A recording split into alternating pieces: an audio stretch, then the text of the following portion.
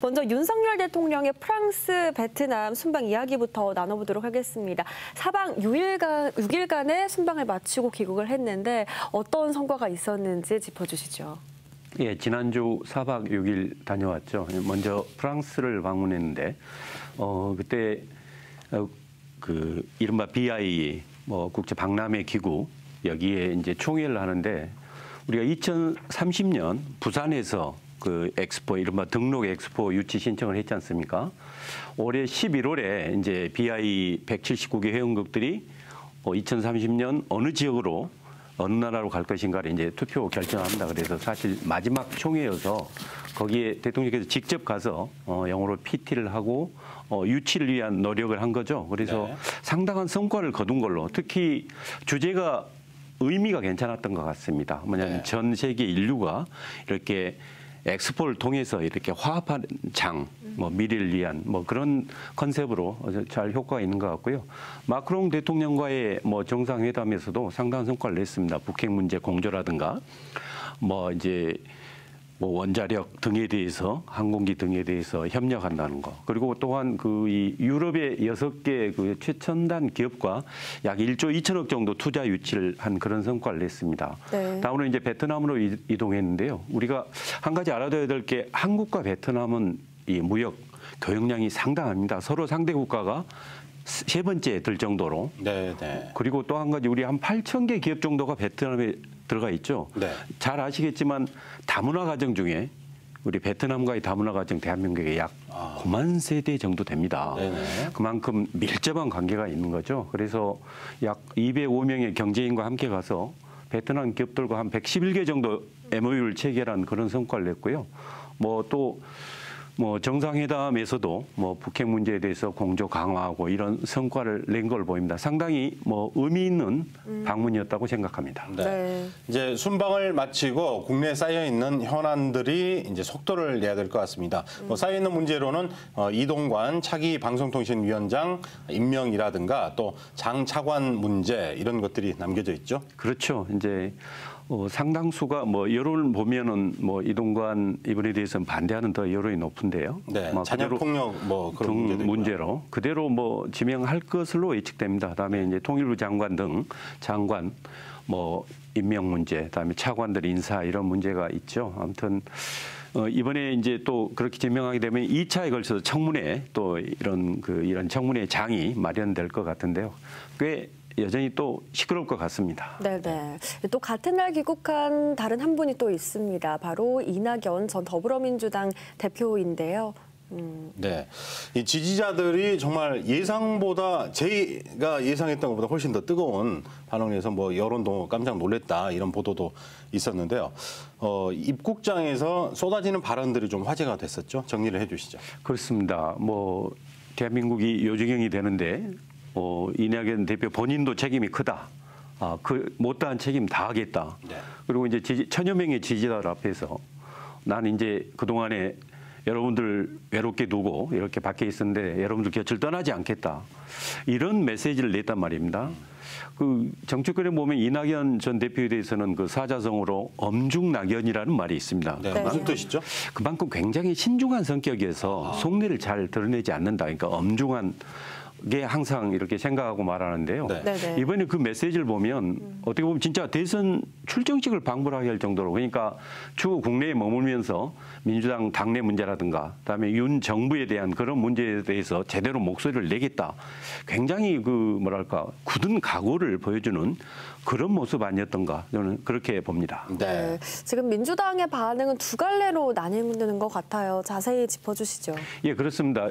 지금 실제 민주당 내에서는 이재명 대표가 지금 재판도 받고 있고 수사도 받고 있고 이런 이른바 사법 리스크 이 문제에다가 송영길 전 대표가 관여되어 있는 돈봉투 사건으로 이제 민주당이 구태 정당 아니냐 또는 방탄 정당 아니냐 이런 여러 가지 시끄러운 논란 속에 있죠. 그러다 보니 민주당을 지지하는 많은 분들은 이낙연 전 대표가 들어와서 이재명 대표와 함께 힘을 합쳐서 민주당이 그런 위기를 극복해 주지 않을까라는 그런 시각도 있습니다. 그렇지만 또 이른바 이 비명계 네. 거기에서는 그동안에 목소리를 제대로 못 냈는데 이제 비명계의 어떻게 중심 뭐 일명 뭐 수박왕 뭐 이제 그런 분이 들어온 거죠. 그러니까 목소리가 좀 더 커지고 있습니다. 네. 그러다 보니 친명계에서는 이낙연 뭐 전 대표의 귀국을 이렇게까지 소란스럽게 막 이렇게 와야 되느냐 이렇게 좀 떨떠름한 그런 측면도 있는 것 같습니다. 네네. 일부 시사평론가는 뭐 이렇게 귀국 기자회견은 시끄러웠지만 일단 한 자릿수인 지지율부터 올려야 이재명 대표의 대항마가 될 것이다. 이렇게 냉정하게 평가하는 분도 있었습니다. 자, 그렇다면 이재명 대표의 반응과 국민의힘 반응도 들어보도록 할까요? 이재명 대표께서는 이제 그렇게 표현을 했죠. 실제 이제 통화도 이루어진 걸로 보이는데 지금이 정말 엄중한 시기이다. 그러니까 백지장도 이렇게 맞들어야 되지 않겠느냐. 그러니까 그 의미는 지금 여러 가지 이제 후쿠시마 오염수 방류 이런 문제라든가 이런 것들이 현안들이 지금 계속 첨예하게 대립되고 있잖아요. 이런 상황에서 이낙연 전 대표가 이재명 대표와 함께 힘을 합쳐서 이 위기 극복에 민주당의 위기 극복에 함께 나서야 되는 거 아니냐라는 그런 시각도 있습니다. 그렇지만 이제 국민의힘에서는 또 이렇게 보는 거죠. 이제 이재명 대표 이른바 친명과 비명 간에 이렇게 양쪽에 어떻게 보면 이제 이 중심이 잡혀 있으니까 네. 아마 민주당 내에서도 대립이 상당히 좀 격화되지 않겠느냐. 나가서 이제 바로 내년 총선에 관련돼서는 또 이제 공천 이런 문제, 자기 세력들도 이렇게 확대하는 그런 문제가 있기 때문에 네네. 아마 더 대립이 본격화될 것이다. 뭐 국민의힘은 이렇게 예측하고 있습니다. 네네. 총선은 미리 불출마 선언을 했고요. 그렇다면 대권에 다시 좀 도전을 할지 앞으로의 행보가 궁금한 것 같아요. 어떻게 예상하고 계세요? 네, 제가 볼 때는 일단 현안에 대해서는 강력하게 목소리를 낼 걸로 보입니다. 왜냐하면 들어와서 바로 다음 날 가까운 의원들하고 저녁 만찬도 겸하고 또 사무실도 종로 집 옆으로 또 바로 냈단 말입니다. 네. 그런 내용을 보면 물론 이제 민주당이 현재 이제 혁신위가 가동되어 있는 그런 상태에서 일단 혁신위 활동을 지켜봐야 되겠지만 혁신위 활동이 좀 미흡하다거나 또는 이제 이재명 대표의 사법 리스크가 좀 더 완전히 현실화돼서 진짜 민주당이 위기에 처한다면 이게 아무래도 이낙연 전 대표가 대체제의 역할, 그러니까 네. 어떻게 보면 만약에 비대위를 꾸린다면 비대위원장으로서 또 와서 민주당 혼란을 수습해야 되지 않느냐 그런 측면도 있는 것 같습니다. 아무튼 당분간 지켜봐야 되겠지만 적어도 현재 좀 우리 대한민국의 어려운 외교 안보 관련돼서는 그동안에 쭉 연구도 해오셨으니까 아마 강한 목소리를 낼 것으로 이렇게 예측합니다. 네.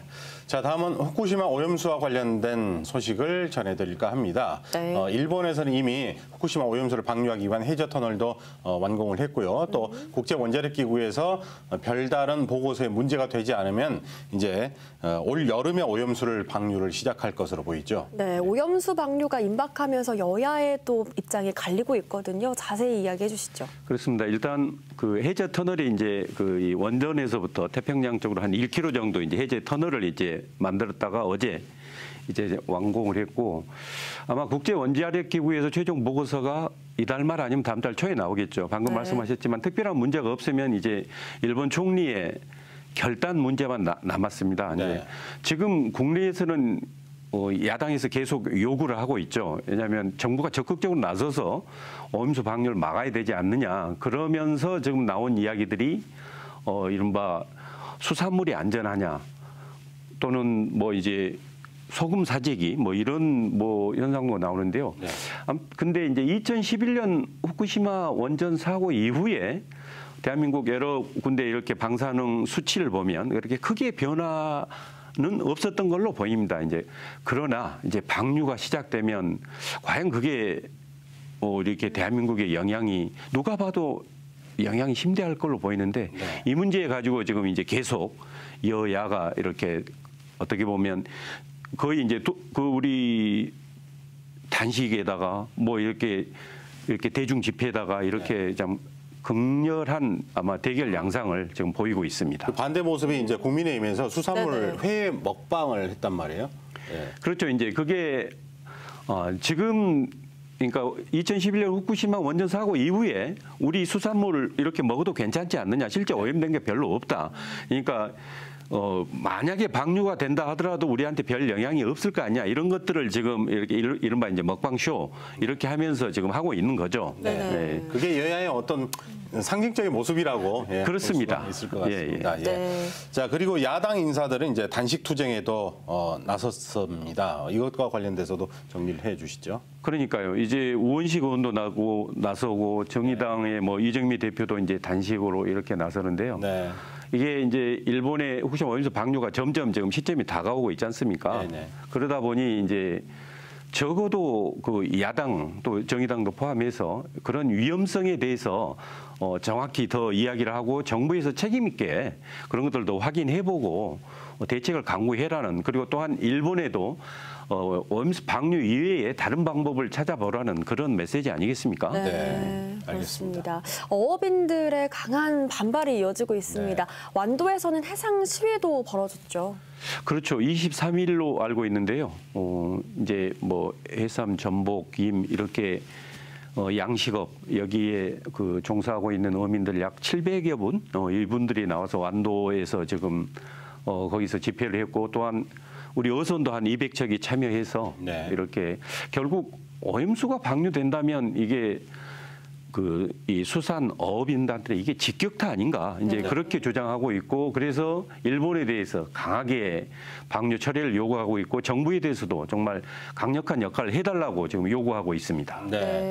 그럼에도 불구하고 어업인들의 불안감은 수그러들지가 않고 일단은 매출이 급전직할 것이다 이렇게 예상을 하고 벌써부터 그런 움직임까지 보이고 있는데 네. 자, 정부의 입장을 들어보도록 할까요? 정부가 사실 작년 말만 해도 이 IAEA 회의 때 이게 우려를 표명했고 일본에도 다른 방법을 찾아보라는 그런 메시지를 냈습니다만은 뭐 지난달 한일 정상회담 이후에 이제 시찰단이 일본을 방문했죠. 그리고 나서는 우리 대한민국 정부는 현재 공식적인 입장을 내지 않고 있습니다. 제가 보기에는 뭐 시찰단도 결과 보고를 해야 될 텐데 아직 안 하고 있고, 아마 IAEA의 최종 보고서를 보고 거기에 입장을 내지 않을까 싶은데요. 제가 볼 땐 지금이라도 정부가 적극적으로 나서야 된다고 봅니다. 네. 적어도 일본의 그 후쿠시마 오염수 이 태평양 해양의 방류는 기본 방향이 정해져 있거든요. 네네네. 과연 그 방류가 국제해양법에 위배되지는 않는지, 그다음에 만약에 위배되지 않는다 하면 그 방법밖에 없는지, 다른 대안은 없는지, 그리고 그 과학적으로 이게 우리 대한민국에 어떤 영향을 미칠 수 있는지 데이터를 가지고 자료도 공개해서 그런 거에 대한 좀 정부에서 책임지는 네. 그런 조치가 당연히 이제 지금 갖춰져 돼야 된다고 저는 이제 만약 그런 의견입니다. 된 후에 송기석 변호사님은 수산물 예정대로 똑같이 드실 건가요? 아니, 저도 이른바 그렇게 하기 어렵죠. 어떻게, 왜냐하면 심리적으로 그 영향이라는 게, 맞아요. 그러니까 이 수산업 관련 피해도 사실 지금 대비를 해야 됩니다. 네, 그렇군요. 예, 예. 네, 그렇습니다. 아니, 당연히 저부터 심리적으로 위축이 되고 불안감이 있죠. 네. 그렇습니다. 저도 같은 마음인 것 같습니다. 네, 벌써 또 7월이 코앞으로 다가왔습니다. 민선 8기 취임 1주년이 돌아오고 있는데 그동안 강기정 광주시장의 행정은 어땠는지 평가를 해보면 좋을 것 같아요. 먼저 주요 성과 뭐라고 생각하시나요? 예, 제가 오면서 한번 확인해 보니까 우리 광주 MBC하고 무등일보하고 같이 네. 해서 여론조사한 게 있더라고요. 네, 네, 네. 예. 한 잘못했다라고 평가한 분이 한 38% 정도 되고, 네. 한 46% 정도가 잘하고 있다. 그리고 한 15% 정도가 이제 잘 모르겠다. 이제 이런 답변인 것 같습니다. 실제 강기정 시장께서 취임한 이후에 본인이 뭐 5+1 여러 가지 이야기했습니다만은 일단 백운동 교차로 뭐 지하차도 문제라든가 네. 지산 IC 진출이 문제라든가 네. 그다음에 어둥산 이쪽 이 리조트 등 그 추진 문제라든가 네. 그다음에 복합 쇼핑몰 문제라든가 이런 것은 거의 어느 정도 방향을 잡아가고 있습니다. 특히 광주 군공항 이전에서는 특별법이 제정됐지 않습니까? 네. 그래서 그 물꼬를 텄죠. 이런 면에서는 정말 상당히 괄목할 만한 성과를 냈다고 봅니다. 네. 근데 이제 잘못했다는 것도 30%가 넘는 것도 적지 않습니다. 아쉬운 점이 있다면 어떤 점들이 있을까요? 그렇죠. 일단 저희들 그때 이제 봄 가뭄 때 이제 네. 시민 협조 요청할 때 뭐 일방적인 그런 문자 그런 논란이라든가 네. 그때 그러니까 상수도 등이 터졌을 때 이때 대응 문제 네네. 그리고 작년 말에서 올해까지 올 때 이제 올해 예산 관련돼서 시의회와의 뭐 갈등 문제, 네. 그리고 산하기관 뭐 24개를 이렇게 줄이면서 통폐합하면서 여러 가지 뭐 소통 문제, 네. 그런 문제, 그리고 뭐 남구청하고 관련돼서 인사 문제 이런 네. 것들이 결국 이제 좀 불통 아니냐, 네. 너무 본인 그 이 판단대로 이렇게 추진한 거 아니냐, 이런 지적들은 계속 지금도 이어지고 있는 것 같습니다. 네, 네. 그렇다면 앞으로 남은 3년여의 기간 동안 꼭 해결해야 할 과제 또 기대하는 바가 있다면 어떤 게 있을까요? 그렇습니다. 그 우리 광주에서 신성장 동력이 될 수 있는, 일자리가 늘 수 있는, 산업이 클 수 있는 가장 중요한 게 결국 군공항 이전해서 거기 200만 평 부지에 새로운 사업들 뭐 이게 진행되게 네네. 그러니까 우리 국내 굴지 기업들이 들어올 수 있게, 그러려면 결국 전라남도와 협의가 이루어져야 됩니다. 그리고 지금 현재 국정과제에서 지금 방향은 잘 맞추고 있는 AI 관련된 부분하고 네. 미래차 이 부분에 대해서 산업을 더 키우고 그리고 여기에서 일자리를 만들어내는 게, 그게 향후 4년 이제 3년 남았죠. 3년 네. 동안 좀 가시적인 성과를 내고 열심히 해야 될 분야라고 이렇게 생각합니다. 네. 자, 말씀하신 대로 어떤 그 군공항 이전 특별법이 통과되면서 이제 최대 이제 과제가 물꼬를 트기 시작했는데, 이것과 관련돼서 주요 내용이 어떤 것이 있는지 말씀을 예, 뭐 강경 시장께서 어제 발표했죠. 그러니까 이 후보지에 기존에 한 4,500억 정도인데 여기에 광주시 자체적으로 마련한 5,500억 정도를 더해서 1조 정도를 지원을 하겠다.